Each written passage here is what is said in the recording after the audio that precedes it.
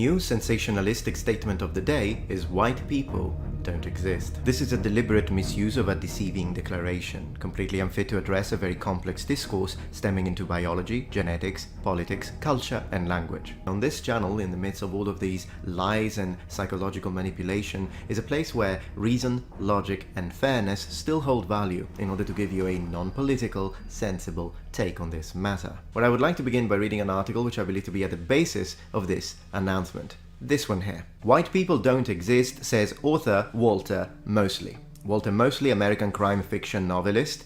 Yes, this does sound like the sort of fiction a novelist would write about. Befitting. Says racism will end when we realize white people don't exist. Well, I'll respond to this second statement at the end of this video, but let's begin by saying how he justifies this allegation that we apparently need to realize, aka white people don't exist. There are usually three different founding premises that are used to try and support this proclamation: the linguistic basis, the cultural basis, the political social construct basis. Today I'll dismantle the first two, and then I'll address the third one, which does require a bit more of a nuanced take, if you will. I am curious to see which one he decided to go for, so let's keep reading. Mosley also invoked a things that make you go moment. Doesn't make me go makes me go facepalm. He challenged our collective societal construction of race, specifically our acceptance and use of white, to identify a culturally diverse group of people. Okay, so it's the cultural one. Piece of cake to debunk. You'll see. I've been giving this talk a lot lately that the big issue about race in America is that there is no such thing as white people, Mosley said, and in order to end race in America, all we have to do is recognize that the notion a white person doesn't really exist on any term and in any way. Keep this one in mind because he's already starting to show his bias on any term and in any way. I'll readdress this. Well, you know that people think about who they are from culture, not from supposed DNA or color, or what continent, Somebody came from a long time ago, cause then you could start talking about European people, He said, over time I said, well, nobody's white. Gypsies aren't white, and Vikings aren't white, and the Greeks aren't white, and the Spaniards aren't white, They are who they are, And they understand themselves in a certain kind of way that got redefined in America because they had to kill the Native Americans and enslave the Africans, so they had to become white people. First, how a person can use 5 times in a row in such a short interval is beyond me. Well, actually, it isn't beyond me at all. It can be analyzed through the study of discourse pragmatic function conversation analysis. This is what is called an acknowledgement marker, and it has a precise social use within linguistic psychology. In investigating a full range of discourse functions with reference to recurrent pattern distribution phenomena of repetitive acknowledgement marker overuse within a short given time, it conveys a certain level of uncertainty or lack of confidence in any given statement, hence the constant need of validation from an interlocutor.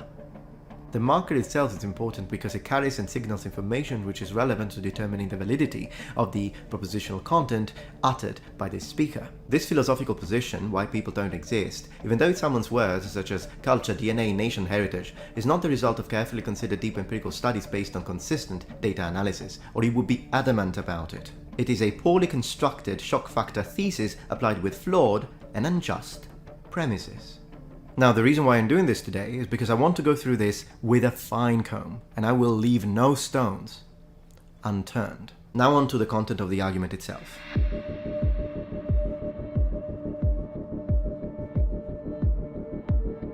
The proposed explanation is that white people are a societal construct of flawed arbitrary group classifier based on the fact that within this very group, white, we put together people of different cultural background with different cultures. White Europeans, an Englishman, a Frenchman, an Italian, a Scandinavian, a German, an American of European descent, what do they have in common?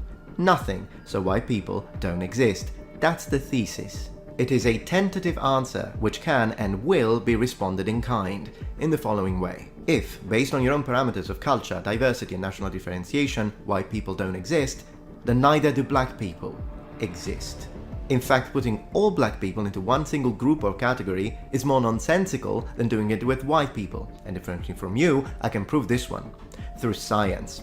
You see, African populations harbor the greatest genetic phenotypic diversity according to molecular genetics and whole genome sequence data across a broad geographic range. That's due to extensive population substructure, the largest number of population-specific alleles, and less linkage disequilibrium among the loci, together with the heritable variation in human genome. This is why, as he doesn't know because he doesn't actually care, Africa is an important region to study human genetic diversity due to several factors such as climate variation, diet, exposure to infectious disease, a number of demographic factors such as selection, mutation, recombination and gene conversion, which result in the above-mentioned genetic and phenotypic variation within population clusters. Moreover, Europe has got 44 countries according to the UN, whereas Africa has got 54. Add that to the considerable genetic, phenotypic, cultural and linguistic diversity within African populations, and then tell me again that you've got a problem with white as a subgroup population identifier, but not with black. This is what I call bias. Despite the overwhelming evidence of African population genetics, the pattern of genome-wide nuclear genetic diversity across geographically and ethnically diverse subgroups, and enormous cultural and linguistic divergence shows either a complete ignorance on the topic or a deliberate misuse. I'll take either. So however you try to frame it, culture, nation, geography, language, this argument is mute on a multitude of levels. If significant ethnic, cultural, phenotypic and linguistic disparity within these arbitrary subgroups was really the basis of your argument, you would have said that black and white people don't exist. We are all human beings, but you didn't. And that is why your argument is hereby destroyed. Among some of the comments under this article, we read, actually, there are and is no such thing as white or black, no one has white skin and no one has black skin. Okay, so this is a rather different approach, still linguistic, but on a different stand. I can give this person a little credit because at least it was fair in applying these parameters to both black and white people, but unfortunately I have to say that even this one is highly ignorant. This expectation that all adjectival word usage within language has to be 100% descriptive is nonsensical. Calling people white is wrong because you aren't the color of paper. Calling people black is wrong because they aren't actually pitch black. Olive skin, no one looks like an olive. As I have addressed on my debunking video, Ancient Greeks couldn't see blue, highly suggested, link in the description, we shall now address the linguistic concept of type modification. Every word of a natural language can be categorically described by a matrix of values that represent the implementation of features that, in their turn, are categorical properties. Adjectives and nouns serve multiple functions within spoken vernacular and formal speech, only one of which is a descriptive function. Another common phenomenon when it comes to linguistic functions within language theory is that of categorization, whereby an adjective loses its vestiges, its original semantic meaning, sometimes partially, sometimes almost entirely, in order to create a category. For example, the term white wine. We all use it, and yet it's yellow. Would you say that white wine doesn't exist because it doesn't look like milk? Sure, it has got a golden yellow chromatic quality to it. That doesn't mean that the word white cannot be used to classify a category. Now, this happens to be an example in English, white wine, but then again, it so happens that we do the same thing in Italian. We say vino bianco, fantastic. But as we look at different languages, including ancient ones, for example, Old Norse, Latin, you'll notice that these semantic contents can be expressed morphologically in different ways. In Old Norse, high-quality gold was described as red, and so was the sun. African people, to stay in topic, were described as blue.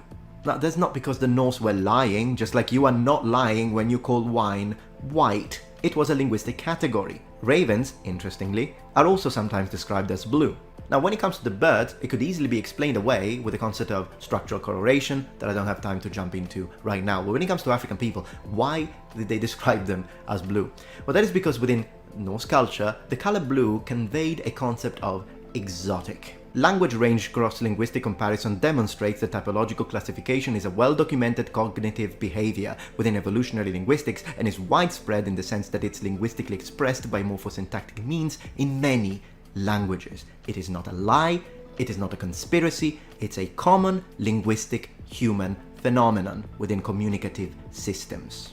Now, regardless of the fact that political agents and entities may have used this non-descriptive adjectival usage of categorization, black, white, for their own benefits and gains, that does not mean that we are, linguistically speaking, in front of an anomaly. In fact, on the contrary, this is a very common phenomenon which happens within the species-specific linguistic continuum that can be diachronically attested. There's nothing wrong or strange with calling people black or white.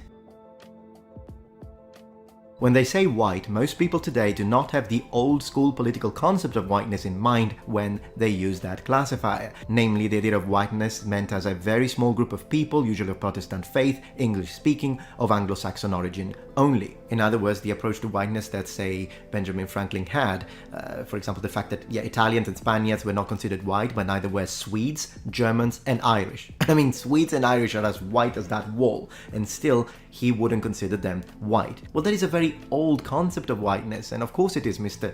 Franklin was born in 1705, and the idea even predated him, but that doesn't mean that people today still use it the same way. In fact, it is a fact that the concept of whiteness has become broader and it has changed. And I can testify to that as a legal immigrant to the United States, because as I was going through the immigration office, the immigration officer gave me the forms that I needed to fill in, or should I say fill out. When I reached the section on ethnicity, when it came to the US Census, I asked, I'm Italian, what should I write? And this Asian American officer told me, just put white. That is because the idea of white has now become any person of European descent who has got pale or light skin. This is how we use it, and there is nothing wrong with this specific categorization. So people who push this idea of white people don't exist, it's a social construct, what they are doing is that they are addressing the old idea, disingenuously pretending that that also encompasses what every other person thinks when they say they are white. I can prove this to you. If you're a white American watching this right now, let's say that you are a Catholic or an atheist. Also, let's say that half your family comes from Germany and the other half comes from Ireland. Well, according to Benjamin Franklin, you wouldn't be white, but I am 100% sure that you still consider yourself white. Why? Because you're using the modern idea. You're of European descent, your skin is light. This is why I'm absolutely adamant that Mr. Mosley is wrong when he says that the way to solve the problem of race in America, and should I say in the world, is to remove white. No, it's not, because by doing that you wouldn't be removing just the political tool of whiteness, the old school one, but you would be removing also the absolutely legitimate categorization that white people use when they talk about a less melanated skin. What really needs to be removed is bullying, violence, discrimination of people who don't look like you.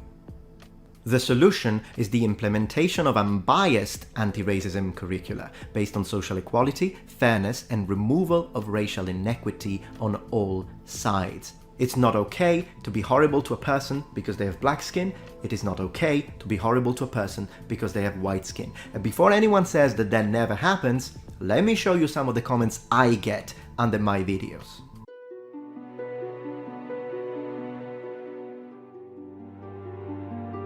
Okay, but what about those who keep pushing this idea, blah blah blah, but it's still a social construct, so white people don't exist? Okay, well then money is also a social construct. Money is absolutely a made-up concept. It is a social construct all the same. Does that mean that money doesn't exist? Okay, to those who say yes to that, how about we do this? You send me all of your $100 bills or banknotes, and I will send you an equal amount of $1 bills. If money doesn't exist, what's the matter with that? Nobility. Nobles are a social construct. There is absolutely no justification within the realm of physics to identify people as nobles, and yet we do. In fact, it is more of a social construct than white people and black people. Why? Because if I put a white person and a black person right next to each other, you can still tell them apart. But if I put a man of royal blood or blue blood right next to someone who is wealthy, of the same ethnic group and from the same country, but is not knighted or doesn't have any nobility title, you will not be able to tell them apart. Does that mean that kings and queens do not exist, and princes and dukes, should we remove them all from history books because it's a social construct, so kings actually don't exist? So in the same way, stating that white people are a social construct and using that as a form of justification to say that then white people don't exist does not hold water. Because the solution to racism is not to remove white only. The solution is to remove the idea that one type of human is inherently superior to the other. But these people are purposely keeping it vague. It was never about uniting us human beings as members of one single species for a new society where the value of a life transcends color and phenotypical variance. Excuse for pseudo-political frauds to enable a discriminatory sentencing against white people. All discriminatory language against black, brown, white, Asian is bad. All of it. Historically, all humans did bad things to other humans. In order to build a racism-free society, the first step is to treat everyone equally with respect, kindness, and fairness. And that includes white people too. This, Mr. Mosley, is what we need to realize to end racism. Regardless of where it comes from, the path of hate leads to destruction and a new form of social injustice, whereas a path of unbiased truth will lead to respect, equality, and freedom for all.